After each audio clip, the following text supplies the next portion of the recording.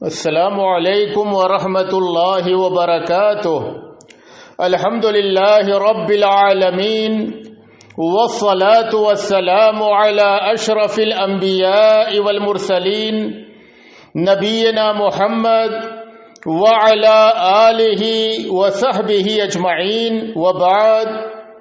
معزز دینی بھائیو، آج کی یہ گفتگو اس سنگین اور خطرناک گناہ سے متعلق ہوگی جسے لوگ حقیر اور معمولی سمجھتے ہیں اور بآسانی اس کا ارتکاب کر لیتے ہیں۔ وہ گناہ عظیم غیبت و چغلی کا گناہ ہے۔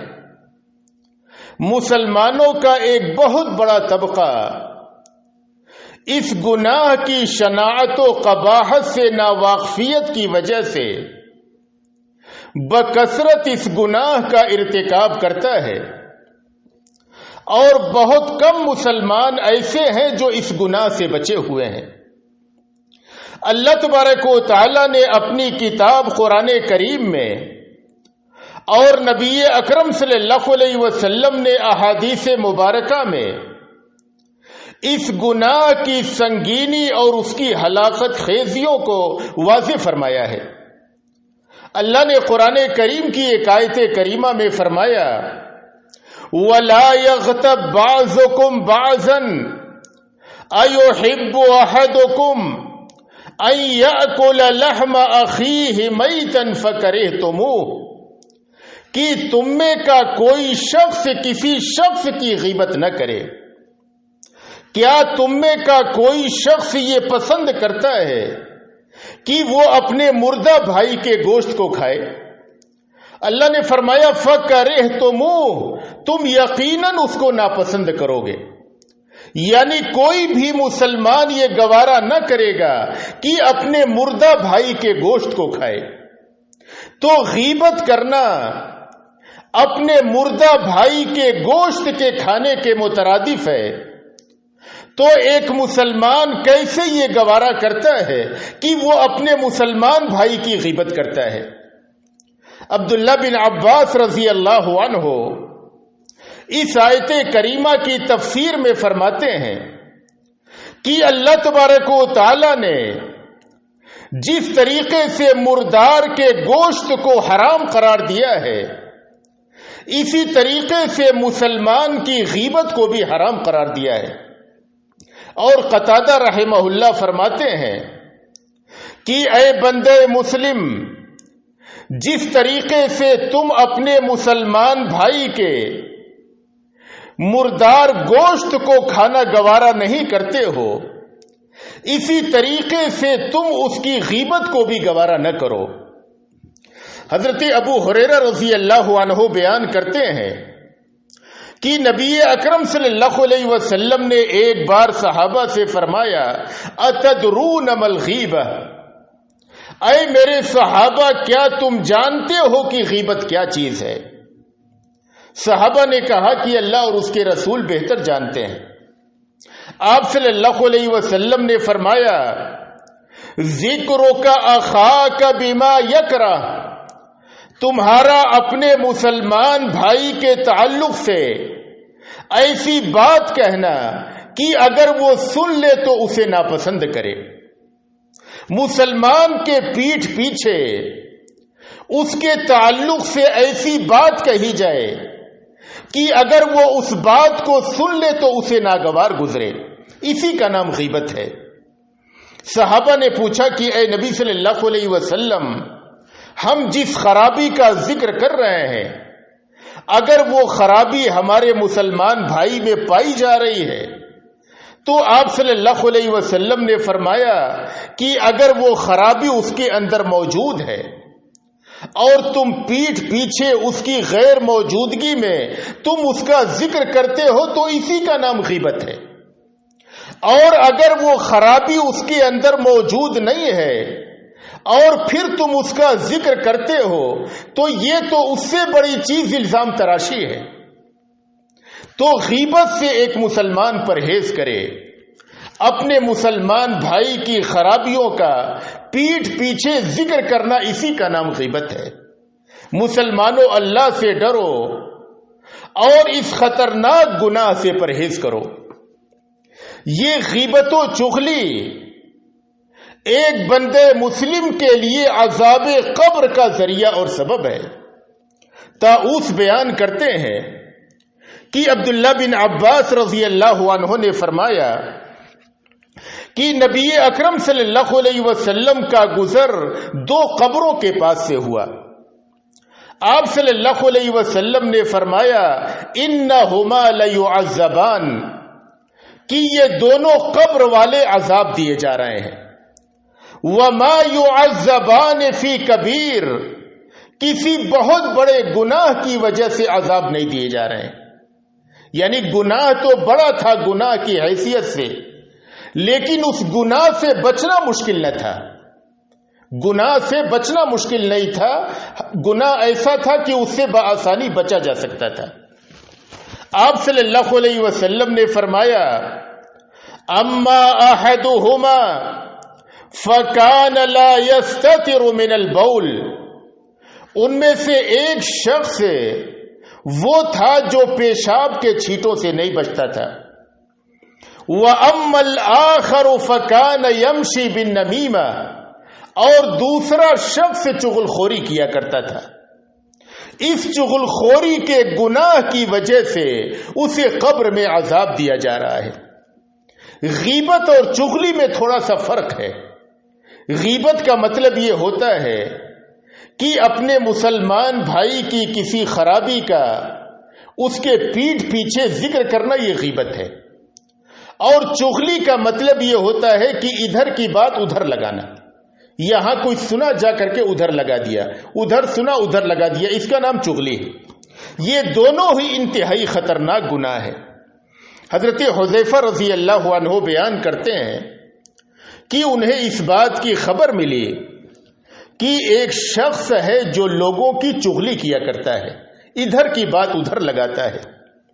تو حضرت حذیفہ رضی اللہ عنہ نے فرمایا کہ میں نے نبی اکرم صلی اللہ علیہ وسلم کو فرماتے ہوئے سنا لا يدخل الجنت نمام، کہ جنت میں چغل خور داخل نہ ہوگا، دخول اولی سے محروم کر دیا جائے گا چغل خور، جس طریقے سے اسے قبر میں عذاب ہوگا اسی طریقے سے وہ دخول اولی سے جنت کے شروع کے داخلے سے محروم کر دیا جائے گا، اپنے گناہ کی سزا پائے گا، اور گناہ کی سزا مکمل ہونے کے بعد اگر وہ بندہ موحد تھا تو جنت میں داخل کیا جائے گا۔ حضرت انس بن مالک رضی اللہ عنہ بیان کرتے ہیں کہ نبی اکرم صلی اللہ علیہ وسلم نے فرمایا لما عرج بی مررت بقوم لهم اظفار من نحاس یخمشون بها وجوههم وصدورهم، کہ جب مجھے معراج کرائی گئی تو میرا گزر کچھ ایسے لوگوں کے پاس سے ہوا جن کے ناخن تانبے کے ہیں، وہ اپنے ناخنوں سے اپنے چہرے کو اور اپنے سینے کو نوچ رہے ہیں۔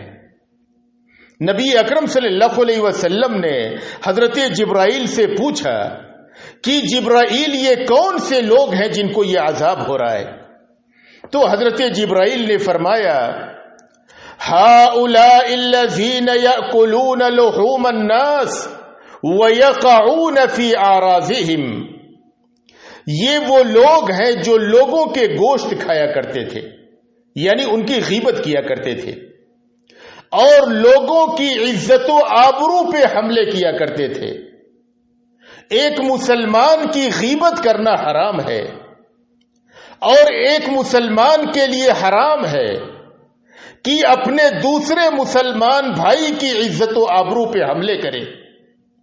یہ لوگ یہ گناہ عظیم کیا کرتے تھے جس کی وجہ سے ان کو یہ عذاب ہو رہا ہے کہ ان کے ناخن تانبے کے ہیں اور اس سے وہ اپنے چہرے کو اور اپنے سینے کو نوچ رہے ہیں۔ حضرت ابو ہریرہ رضی اللہ عنہ بیان کرتے ہیں کہ نبی اکرم صلی اللہ علیہ وسلم نے فرمایا کل المسلم علی المسلم حرام دمہ ومالہ وعرضہ، کہ ایک مسلمان کا دوسرے مسلمان پہ اس کا خون، اس کا مال اور اس کی عزت و آبرو حرام ہے.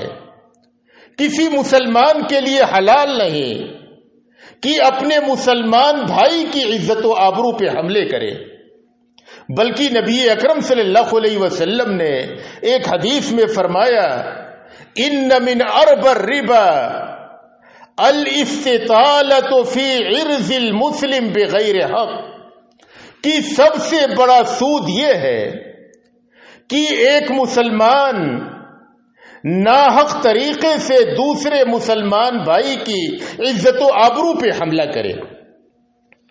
اس گناہ کا اندازہ اس واقعے سے ہوتا ہے کہ حضرت عائشہ رضی اللہ عنہا نے ایک بار حضرت صفیہ رضی اللہ عنہا کے تعلق سے اشارہ کیا کہ صفیہ یہ ناٹی اور چھوٹی ہے.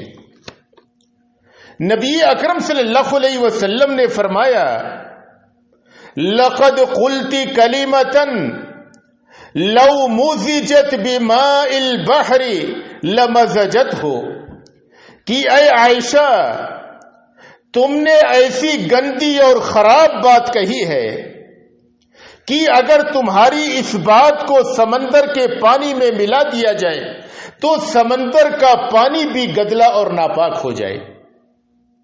حضرت عائشہ نے ایک بات کہی کہ صفیہ ناٹی اور کھوٹی ہیں. ہم اس طریقے کے کتنے جملے روزانہ اپنے مسلمان بھائیوں کے تعلق سے بولتے رہتے ہیں. بسا اوقات کسی کی شکل و صورت کا مذاق اڑاتے ہیں، بسا اوقات کسی کے حسب و نسب پہ تان و تشنیع کرتے ہیں، بسا اوقات کسی انسان کی عزت پہ حملہ کرتے ہیں، بسا اوقات کسی مسلمان بھائی پہ عیب لگاتے ہیں اور اس کی برائی بیان کرتے ہیں اور اس کا ٹھٹھا اور مذاق اڑاتے ہیں. صرف ایک بات نبی اکرم صلی اللہ علیہ وسلم نے فرمایا کہ عائشہ تمہاری یہ ایک بات اتنی گندی اور خراب ہے کہ اگر اسے سمندر میں ڈالا جائے تو سمندر کا پانی بھی خراب، گدلا اور ناپاک ہو جائے. قیامت کے دن لوگ آئیں گے، بہت سے لوگ ایسے ہوں گے جنہوں نے بہت ساری نمازیں پڑھی ہوں گی، روزے رکھے ہوں گے، حج کیے ہوں گے، نیک اعمال کیے ہوں گے، لیکن مسلمانوں کی غیبت و چغلی کرنے کی وجہ سے وہ قیامت کے دن نیکیوں سے خالی ہو جائیں گے. ابو ہریرہ رضی اللہ عنہ بیان کرتے ہیں کہ نبی اکرم صلی اللہ علیہ وسلم نے ایک بار صحابہ سے فرمایا اتدرون من المفلس، اے میرے صحابہ کیا تم جانتے ہو کہ مفلس اور غریب کس کو کہتے ہیں؟ صحابہ کرام نے کہا المفلس فینا من لا درہم لہ ولا متاع، کہ اے نبی صلی اللہ علیہ وسلم ہم مفلس اور غریب اس کو کہتے ہیں جس کے پاس روپیہ پیسہ نہ ہو. آپ صلی اللہ علیہ وسلم نے فرمایا ان المفلس من امتی من یاتی یوم القیامت بصلاۃ وصیام وزکاۃ ویاتی قد شتم هذا وقذف هذا وَأَكَلَ مَالَ هَذَا وَسَفَكَ دَمَ هَذَا وَضَرَبَ هَذَا فَيُعْتَى هَذَا مِنْ حَسَنَاتِهِ وَهَذَا مِنْ حَسَنَاتِهِ فَإِنْ فَنِيَتْ حَسَنَاتُهُ قَبْلَ أَنْ يُقْضَى مَا عَلَيْهِ أُخِذَ مِنْ خَطَايَاهُمْ فَطُرِحَتْ عَلَيْهِ ثُمَّ طُرِحَ فِي النَّارِ. آپ صلی اللہ علیہ وسلم نے فرمایا کہ میری امت کا مفلس اور غریب وہ شخص ہے کہ وہ قیامت کے دن بہت زیادہ روزہ و نماز، زکوٰۃ اور بہت ساری نیکیاں لے کر کے آئے، لیکن صورتحال یہ ہو کہ اس نے کسی کو گالی دے دیا ہو، کسی پہ الزام تراشی کیا ہو، ناحق کسی کا مال کھایا ہو، کسی کا خون بہایا ہو، کسی کو چاٹے مار دیا ہو، اس کی نیکیاں اٹھا کر کے ان مظلوموں کو دے دی جائیں گی، اور اگر فیصلہ نہ ہو سکے گا تو ان مظلوموں کے گناہ اس کے اوپر لاد دیے جائیں گے۔ ثم طرح فی النار، پھر اس شخص کو جہنم میں ڈال دیا جائے گا۔ غیبت کرنے والا، لوگوں کی چغلی کرنے والا، لوگوں کی عزت و آبرو پہ حملے کرنے والا قیامت کے دن نیکیاں لے کر کے آئے گا، لیکن وہ نیکیاں ان مظلوموں کو دے دی جائیں گی جس کی اس نے غیبت کی، جس کی عزت پہ حملہ کیا، جسے چاٹا مارا، جسے گالی دی۔ یہ شخص نیکیوں سے خالی ہو جائے گا، فیصلہ نہ ہو سکے گا، ان کے گناہ اس کے اوپر لادے جائیں گے اور پھر اسے جہنم میں ڈال دیا جائے گا۔ کس قدر خطرناک انجام ہوگا۔ لہذا اے مسلمانوں، تم اللہ تبارک و تعالی سے ڈرو اور غیبت و چغلی سے دوری اختیار کرو، اپنی زبان کی حفاظت کرو، اپنی زبان سے بولو تو بھلی بات بولو، کسی مسلمان کا استہزاء اور مذاق نہ اڑاؤ، کسی کی غیبت اور چغلی نہ کرو، تمہاری زبان سے ایسی باتیں نہ نکلیں جو دوسروں کے لیے تکلیف اور ایذا کا سبب ہو۔ اسی لیے شریعت اسلامیہ نے ہمیں ایک قاعدہ عطا کیا، من کان یؤمن باللہ والیوم الآخر فلیقل خیرا او لیصمت، کہ جو آدمی اللہ پہ اور آخرت کے دن پر ایمان رکھتا ہو اسے چاہیے کہ اپنی زبان سے بھلی بات بولے ورنہ خاموشی اختیار کرے۔ اللہ تبارک و تعالی نے زبان عطا کیا ہے، قوت گویائی عطا کی ہے، یہ اللہ تبارک و تعالی کی دی ہوئی ایک بہت بڑی نعمت ہے۔ اس نعمت کا شکریہ یہ ہے کہ اس زبان سے بھلی بات بولی جائے، اصلاح کی بات بولی جائے، اللہ کا ذکر کیا جائے، قرآن کریم کی تلاوت کی جائے، اس زبان کو نیک باتوں میں استعمال کیا جائے۔ اللہ تبارک و تعالی سے دعا ہے کہ اللہ تبارک و تعالی ہمیں اپنی زبان کی حفاظت کی توفیق عطا فرمائے، ہمیں غیبت و چغلی سے محفوظ رکھے۔ اے اللہ تبارک و تعالیٰ تو ہمیں جب تک اس دنیا میں رکھ، ایمان و اسلام پہ رکھ، اور جب ہمارا خاتمہ ہو ایمان و اسلام پہ ہو۔ وآخر دعوانا ان الحمد للہ رب العالمین۔